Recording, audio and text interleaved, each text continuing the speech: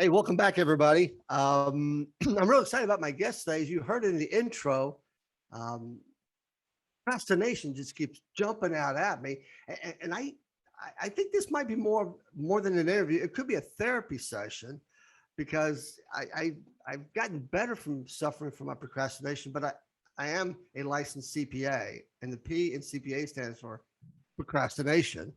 So first and foremost, Eric, thank you so very much for taking time out of your schedule to be on my podcast. Thank you for having me. Looking forward to it. I am too. And doing my research, I was listening to very little part of the intro of your interview with Michael Sherlock on Shock Your Potential. And she met you at a conference. And she said what really you gave her your business card and she gave it a double take.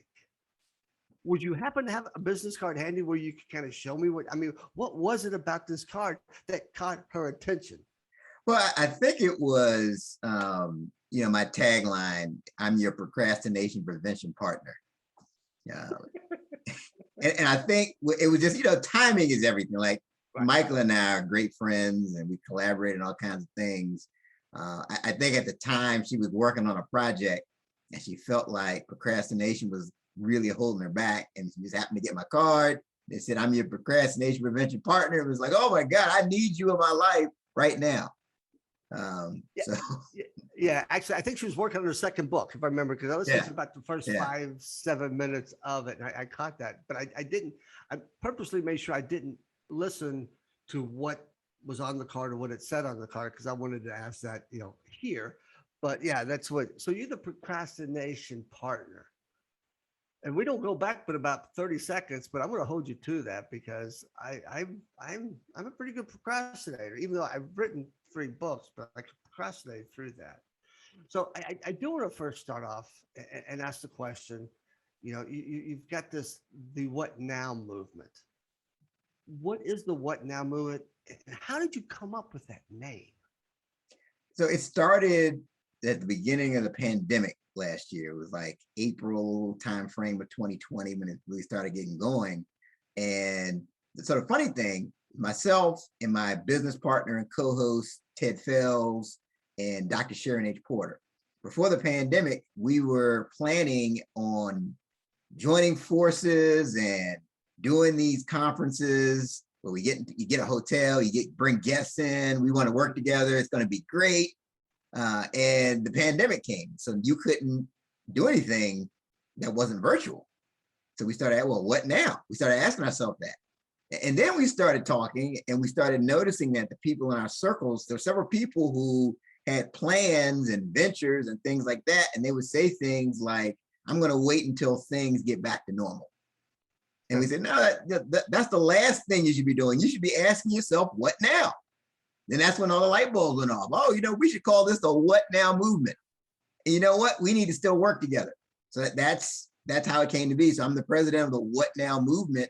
And we help people to pivot instead of stopping, right? So when you encounter a crisis, you encounter a challenge, the thing that you don't want to stop.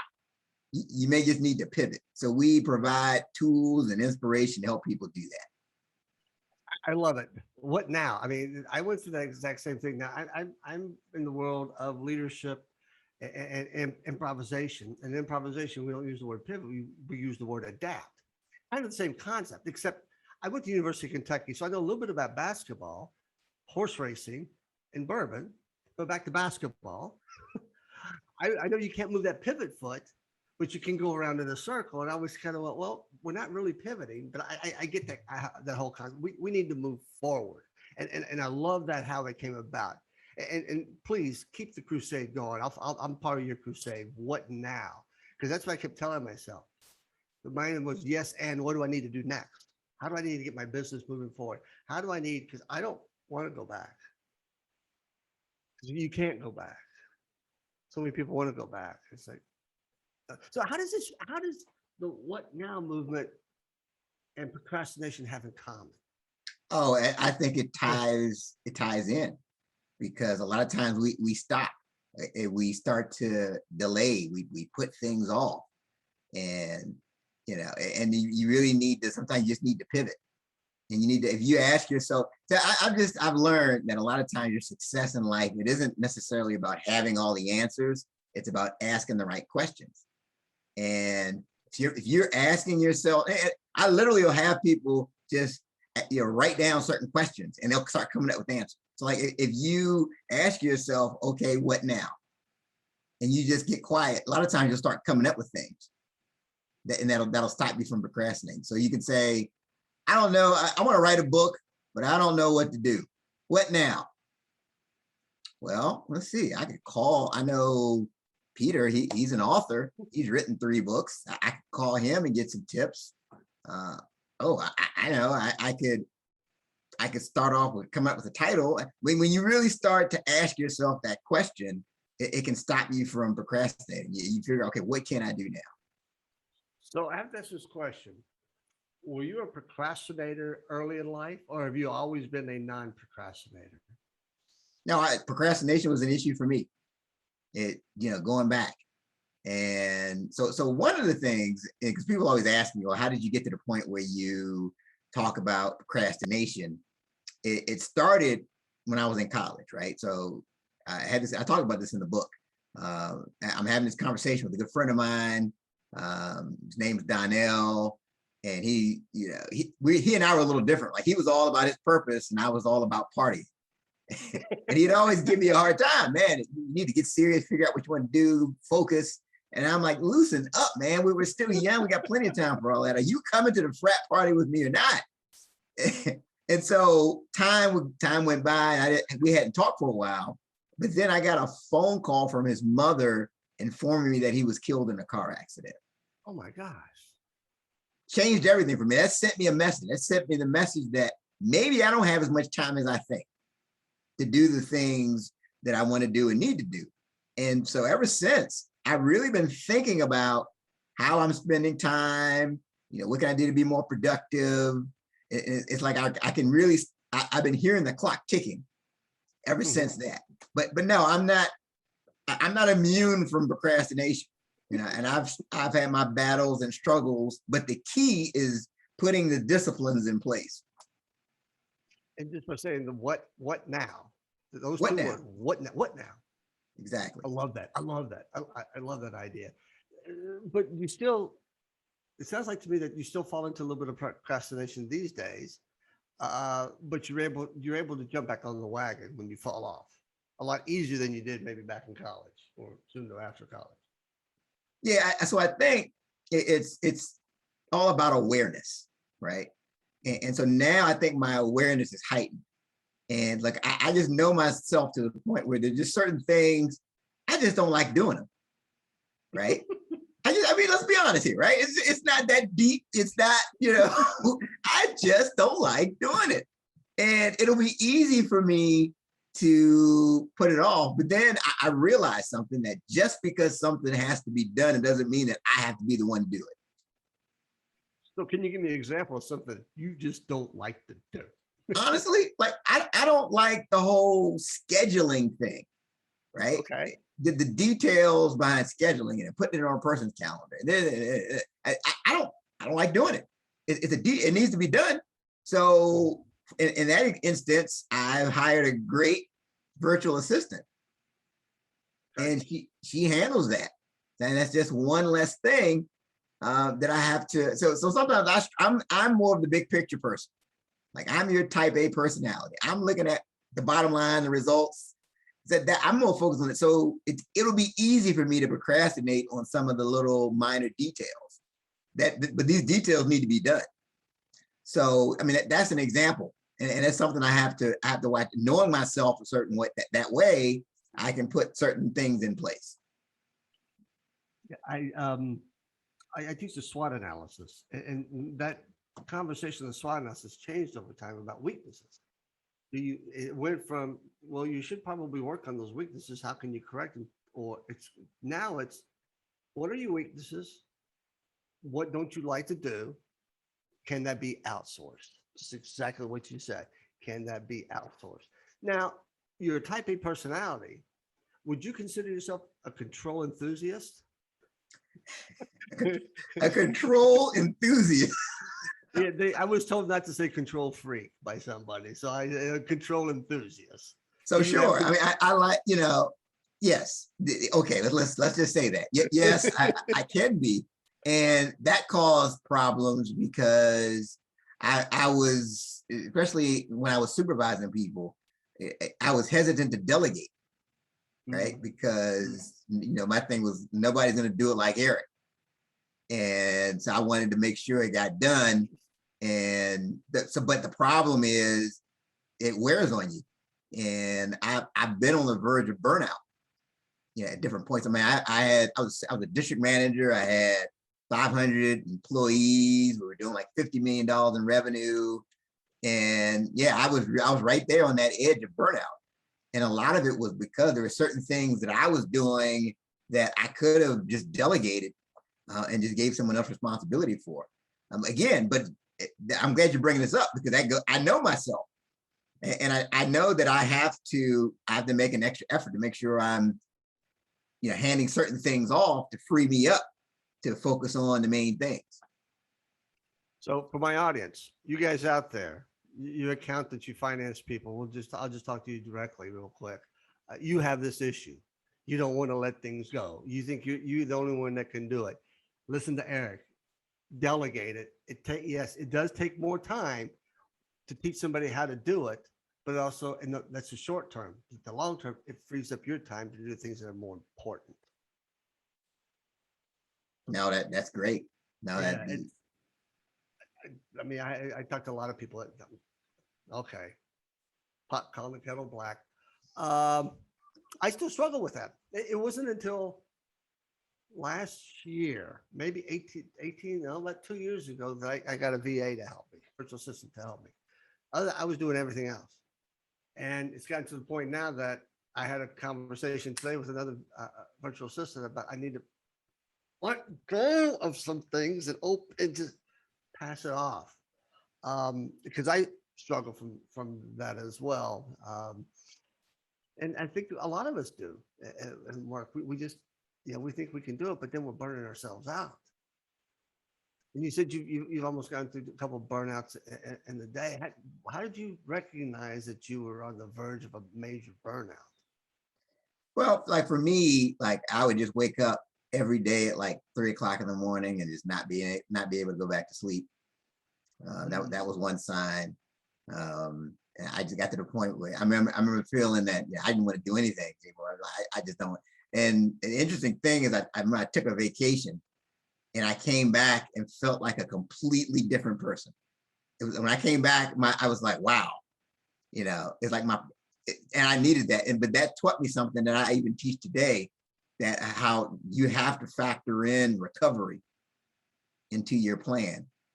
Like if you look at these peak athletes, elite athletes, their coach had the recovery is just as important as the running and the lifting of the weights. They literally build that into the plan. You look at someone like LeBron James, he literally has a recovery specialist that he pays like 7 figures to, and like so when LeBron is walking off the court, the guy's handing him a special shake. I mean, they literally have, okay, this is how long you're going to rest each day.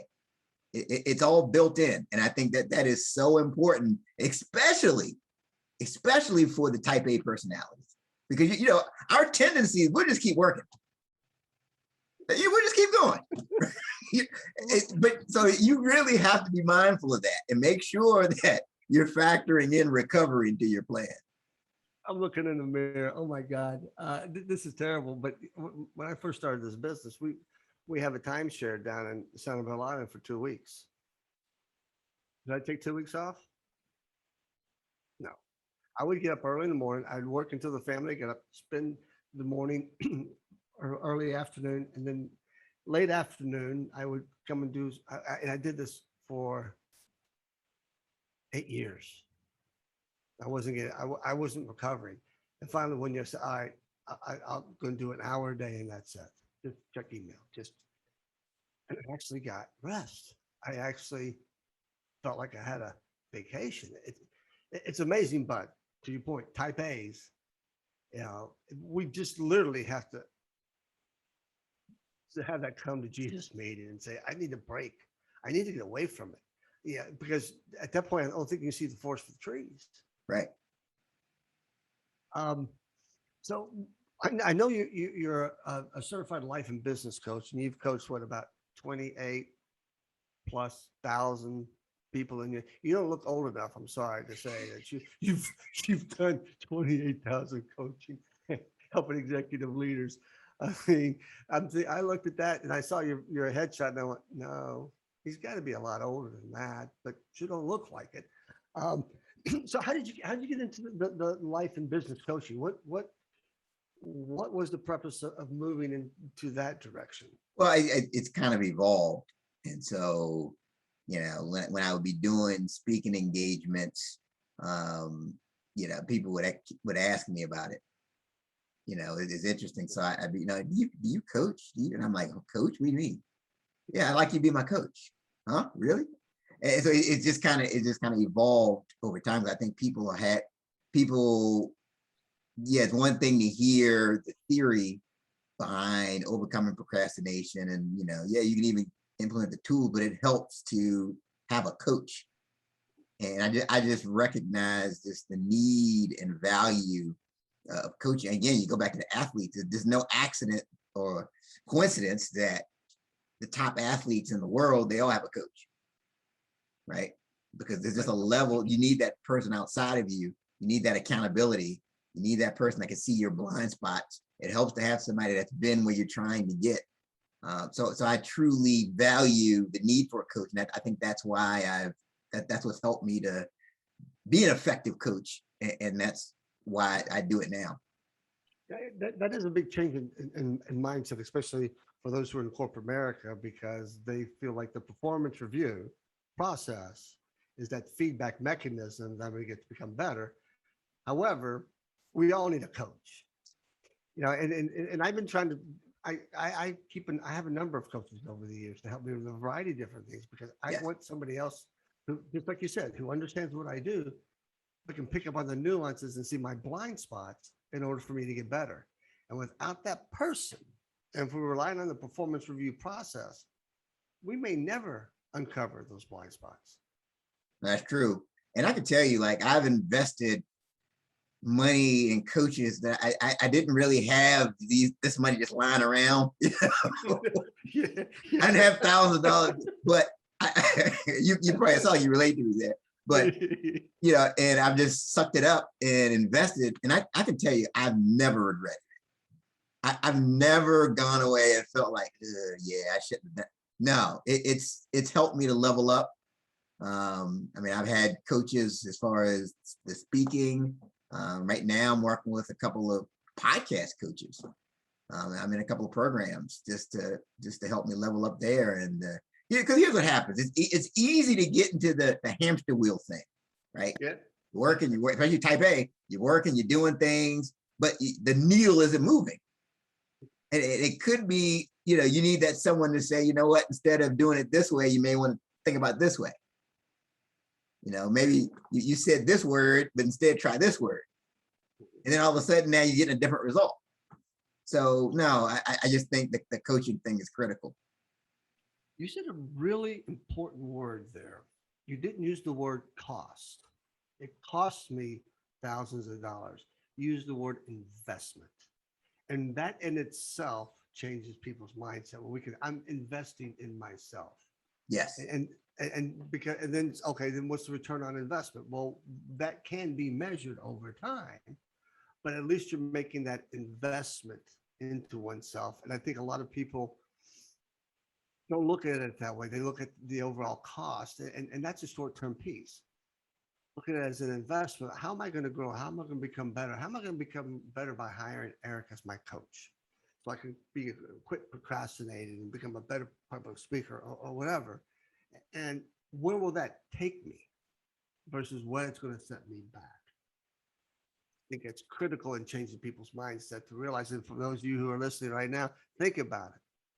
Every one of you guys need a coach in some way, shape, or form. Invest in yourself.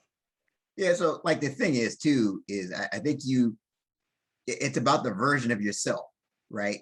you have to become like to get to that next level, you have to become that type of person. So if you're, let's say your business is doing 500,000 and you want to have $1 million business, you have to, there has to be, you have to become that person who can handle $1 million, you know, and it's next to impossible to get there on your own without some mentors, without coaches, without, I mean, so that's really what it's all about, becoming that better version of yourself.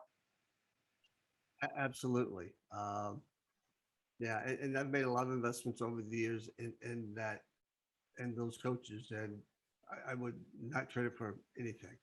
Yeah. They brought it so much value, and sometimes I'll even go back to the coach, or I'll find somebody who might have a little bit different perspective, just to get a little bit, a different look at it. But I think it's really critical, Sure.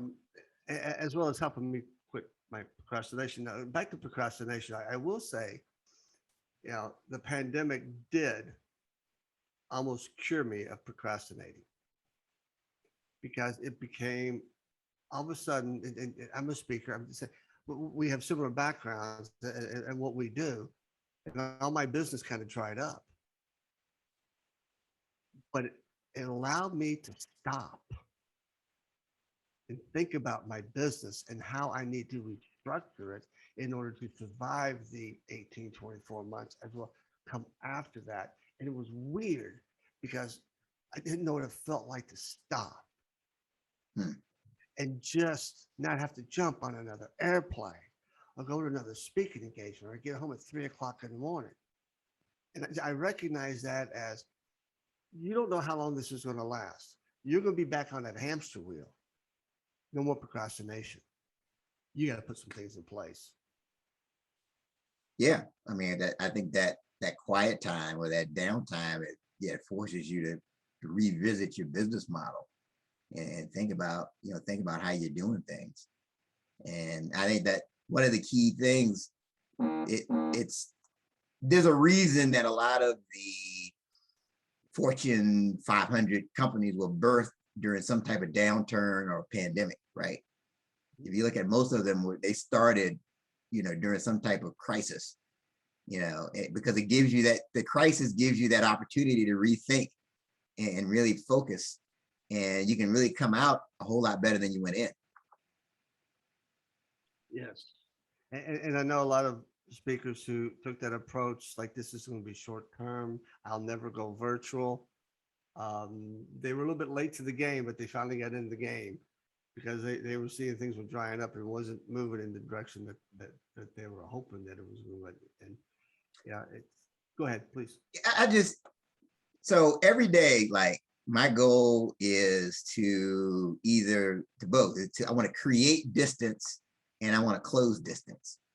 Every day I'm looking to do that, right? So I'm looking to, and I really haven't shared this on a podcast before, but this is just something I've really been thinking about here lately. So I'm looking at the people that are behind me on the developmental track. I want to create distance by having certain disciplines in place, but I also want to close distance for people who may be ahead of me. So what I'm seeing is that with this pandemic, I think the opportunity is there to close the distance. So some of the people who maybe going into the pandemic may have been ahead on the developmental track, but maybe they're like, okay, I'm going to wait until things get back to normal. I don't know what I'm going to do. Didn't really make the pivots. That's an opportunity to close distance. If you're making the pivots and you're doing those things, I think it's a question of either creating or closing distance. That's the way I look at it. I like that analogy. I could take a horse race. I think of a horse race, but that's what you're doing. You're chasing the secretariats of the world. And what have you done to strengthen yourself to close that distance and distance yourself from the competition? I love that. We'll definitely use that as a quote in the social media meetings that we send you to help promote it.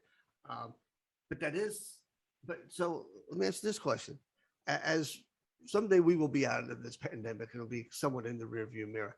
How do you maintain that mentality when we're back to? Well, now, how do you maintain that reality in a new normal?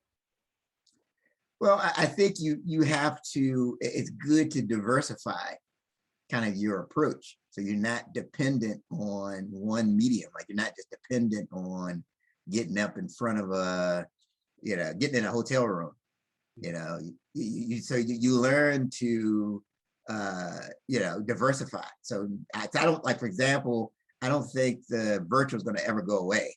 I think that's just going to be a part of what we do. And so I think a lot of people have tightened up their virtual game, right? I think, like, if you look at it at the beginning of the pandemic, the lighting, they weren't right, that you couldn't really hear them, the sound wasn't good on virtual. But now the expectation is that your virtual game is tight. You need to, the lighting needs to be good, the sound should be good. So I think that focus, okay, so after the pandemic, you need to be thinking about your business model so that it's not dependent on just one thing. So if another pandemic came, or something else came, how would you be able, the way you're set up, what would you do? How would you be able to flourish? I think if you kind of maintain that mindset, you can continue to move forward. It was interesting when the pandemic hit. I've been dealing with Zoom for about 5 years, so I kind of knew it inside and out. And I went to a bunch of my clients and said, if you need help, I'm here to help you. I'm not going to charge you anything during the pandemic, but let me help you just assimilate into this new product. And it was funny at first to see how foreign it was, because it wasn't that foreign to me. I was trying to remember back when I first got it, but you're right, the lighting was bad. If I talk to another person on a Zoom call on their phone while they're driving, while the phone's in their lap and I'm looking up their nose, I'd be one too many more times. We all forgot, even self-awareness. We would never do half the stuff that we do on Zoom in real, in face-to-face. But it's like but it's gotten better. But we still hear. I'm sorry, Eric, you're on mute. You're on mute. Yeah. Yeah, I mean, absolutely. I just think we just have to be thinking about kind of the next things, how do I diversify? How do I remember one thing for me, my thing was I like doing the in-person events. Oh, yeah. Right. That was my thing. And I get in front of people and, I'd gotten a lot of opportunities. I'd go to an event and I'd meet somebody and that would lead to a series of speaking engagements. And, and so you kind of lose that in the virtual world, but you definitely, I'm starting to see ways, opportunities in the virtual atmosphere as well. But so you just have to bottom line, you just have to rethink kind of your approach, your model, and your philosophy. So I don't know this answer, but I do know that you mentioned it, but you didn't mention the name. You have a weekly inspirational podcast titled The 30-Minute Hour. Yes. When did you start that? Well, we started that in 2019. So we started that in February of 2019. And so I'm the host, and then I have a co-host, Ted Fells, he's my business partner. And so interestingly enough, we would record the episodes at Ted's office, right? And we record them and then, put them out there. But then the pandemic came and you couldn't go in the office. So that's when we started doing what we do now. We started using Facebook Live. And so we went from recording our episodes to doing all of our kind of the what now moment, what now? So we went to doing the rest of our episodes. To this day, all of our episodes we do live. We end up recording them and sending out the recording, but everything is done live on our podcast. And it's been a positive game changer. Our following has grown. We talk to people in Australia, England, all places all over the world have been interviewed on the podcast. But yeah, so as far as the 30-minute hour, we always say it's not your everyday podcast because it's fun. Ted and I, we bring a lot of humor to it. We crack jokes on each other. We crack jokes with the guests, but we also leave people with nuggets and things that they can actually implement in their businesses and their lives. And that's great. And they can find you on Facebook Live. Are you on Apple Podcasts? You taking that content Yes. and throwing it out Yeah. there? Okay. Yeah. Yeah. So yeah, they can listen on Apple Podcasts, on Spotify, all those usual places that people like to listen. That's cool. So as we wrap up, as I'm thinking about a conversation, and we have a whole bunch of procrastinators listening in here right now, Eric. What is there a simple step that they can do to begin to fight this procrastination disease? Well, one thing would be just that I always say this, that you can't allow perfect to become the enemy of progress, right? Oh, that is outstanding.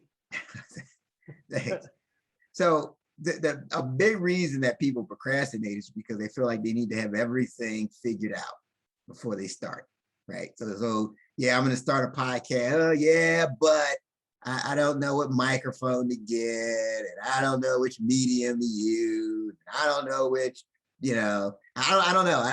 I'm not a techie, I don't know how I'm going to edit the episodes. So the key is focus on the next step. Like what can you do? What's the next step you can take? And again, you can call a successful podcaster. You can start listening to episodes. There's a lot of things you can do and just let the steps build upon each other. But that's so important. I think just that alone, if you get out of this perfection, it doesn't have to be perfect. You don't have to have it all. And you're not. Anytime you've got a major project, starting a business, starting a podcast, writing a book, you're not going to have it all figured out at the beginning. If you did, you wouldn't need faith, right? It takes a level of faith to do those things. So you have to step forward in faith, not knowing exactly what the end will look like. But I think if you just focus on taking the small steps, what's the smallest next step I can take? You can overcome procrastination.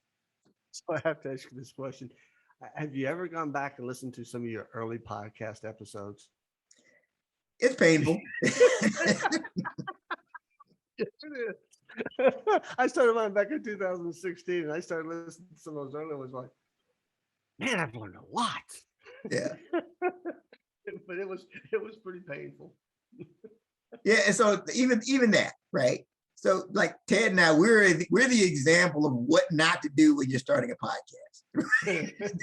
That'd be a good book. What not to do when you start doing. Because literally, we we just turned the microphone on and hit play and just started talking.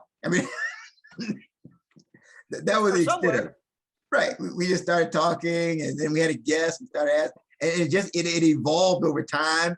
And I think we got more structured as we went.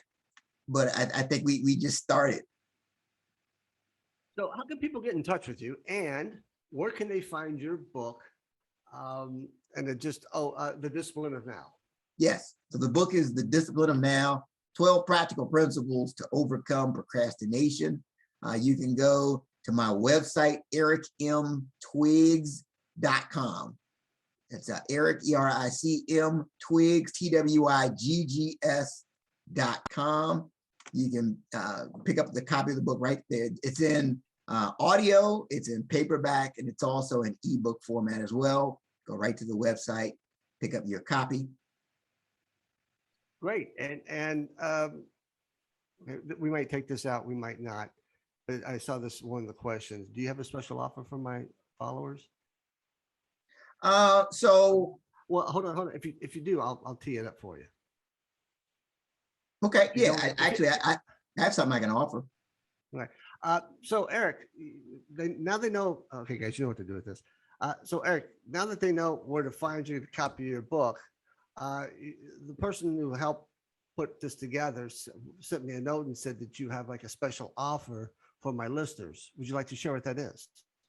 Yeah, actually. So for the first 5 people who respond, we'll actually give you a free download of the audio version of the book, The Discipline of Now.